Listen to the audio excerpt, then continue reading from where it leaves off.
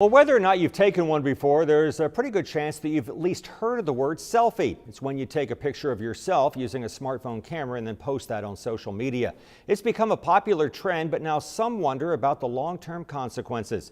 Erika Hayes found out a lot more in this News 13 special report. Erika. Yeah, Bob, millions of Americans take these so-called self-portraits every single day. I'll admit it, I've even taken a few myself. For most of us, it's fairly harmless and innocent, but there's growing concern in the mental health community about how this kind of attention-seeking behavior could impact our relationships and our self-esteem. They're everywhere you look on social media. Self-portraits, typically taken with a cell phone camera, affectionately known as selfies. It seems everyone is taking them, from politicians to celebrities to people like you and me. The word selfie even has its own entry in the dictionary.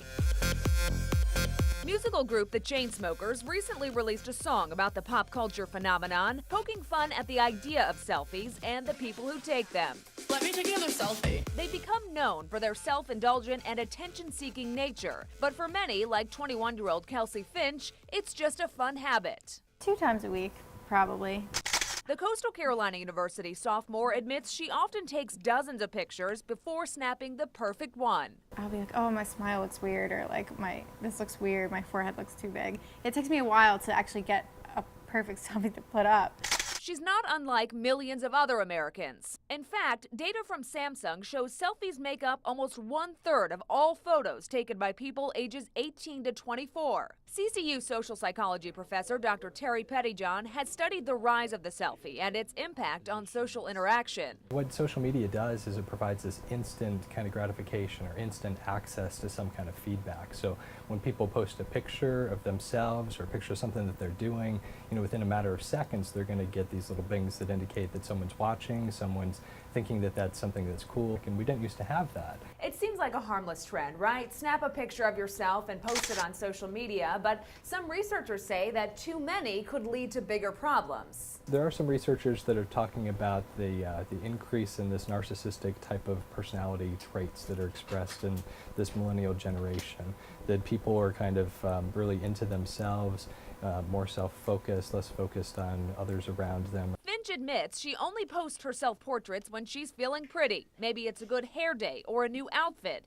And she posts with hopes of getting positive feedback in the form of likes. It's like, well, if I don't at least get 20, like, I'm gonna take it down. Like, maybe it's not as cute as I thought it was. Researchers say that dependence can positively or negatively affect your mood. Like, if people don't like your picture, you think they don't like you. That's where Dr. Pettyjohn says it becomes a slippery slope when the subject starts to tie the feedback to their self-esteem. That preoccupation with appearances can also affect personal relationships. They're out at dinner with someone else and they're taking selfies of themselves instead of interacting with the person that they're with. It can be harmful to relationships that way. The immediate things that are right in front of you, as opposed to thinking about this virtual world and having to show off. According to Pettyjohn, the trend can become harmful when people, especially young women, compare their own lives to others. Most people are just posting the happy things. Look, I bought this new car. Look, I got this promotion. And so when you see those sometimes on Facebook, there's research that talks about how you see these posts of all these positive things that are happening to people. Sometimes in comparison, if you're not experiencing those same things, it's going to make you feel bad. So where do you draw the line?